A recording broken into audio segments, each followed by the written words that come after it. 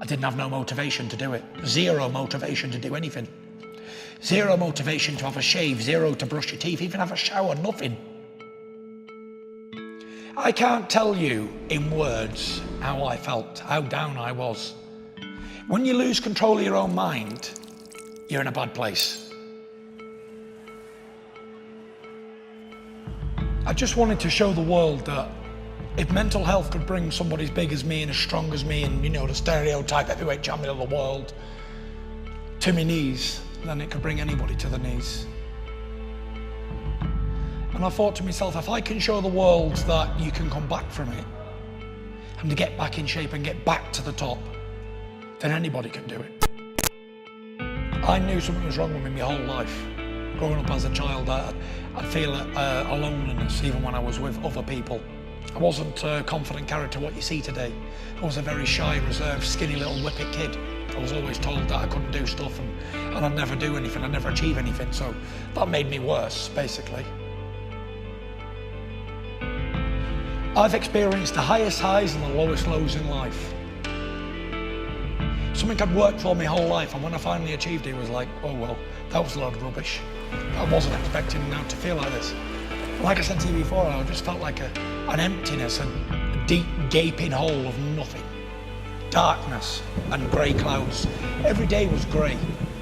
And I felt like I had nothing to look forward to. I was worthless. It was just a horrible, horrible feeling that people need to understand that many, many people are in the same boat. They don't have to be very successful sports athletes to feel like this. Anybody from day to day has the same feelings. What does it all mean? What does being a world champion really mean? But what I was trying to say was, what does it all really mean when I'm not well on the inside? I was in a position of power. I had glory, fame, achievements, money, a family, all earthly assets that one could want. But it meant nothing, so they couldn't understand why would this man feel like this. The repetitive thinking, the same stuff day in, day out, and it won't go away. And the more I'm trying to think, right, I want to be positive, negative, negative, negative, negative. And everyone who was around was getting negative too because I was putting it on them.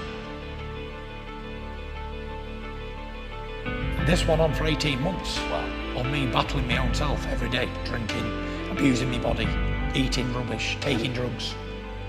Everything I stood for didn't matter anymore. I'd never ever experienced anything in my whole life, even though I'd had anxiety before. This was the king daddy of all anxiety attacks. I was so sure I was gonna die, but nothing mattered, I didn't care. All I wanted was atonement for my sins. I can't tell you in words how I felt, how down I was. When you lose control of your own mind, you're in a bad place. And it's a silent killer. It's almost like carbon monoxide poison. You can't smell it, you can't taste it, you can't feel it, but you die. The way I explain mental health is you bottle up and bottle up and bottle up and then it just explodes. You can't bottle anymore. And that's when you're having your bad times. And I was drinking every day, something I'd never done in my life, to try and wash me sorrows away. But it come to a stage where, well, that's one way of doing it, but I'm going heavier and heavier. I was gaining 380, 390, 400 pounds, and I was very unhealthy. I didn't fit in anything I owned anymore. It wasn't me anymore. I had two bodies. Turning point was, I went out Halloween dressed as a skeleton in a fancy dress party. I went out about 9 o'clock and I expected to stay out all night and get smashed. I had one drink. I looked around me and I thought, what am I doing? I'm back normal again now, yeah? I'm back like thinking straight. Still drinking, but I'm thinking sensible again. And I called out to my wife, I said, Paris here. She said, what? I said, tomorrow. I said, I start to turn my life around. I said, I promise you. I said, I'm gonna do it. I'm definitely gonna do it. From that day, I got my tracksuit on in the morning and I was going to run 2 miles. I got about 200 yards and stopped. And I thought, right, I can't run. I've run all my life, I've always been a very good runner. And I got 200 yards and I was totally gone. I could feel my belly moving on me. It wasn't like a fat like jelly, it was like solid brick.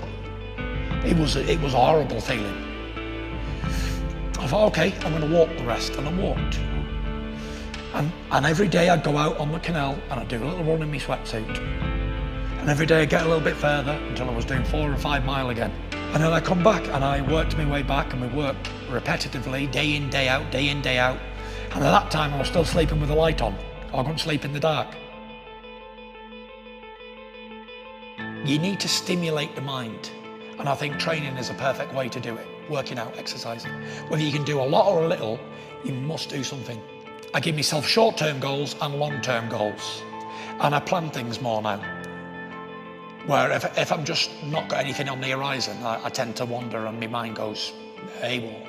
But when I've got something on planned and I've got things going and I want to do this, this and this, even if it doesn't have to be big things, it can be small, tiny goals that mean something to you as a person, as an individual. I'm very, very sure that working out and having a routine in your life is the answer for mental health problems.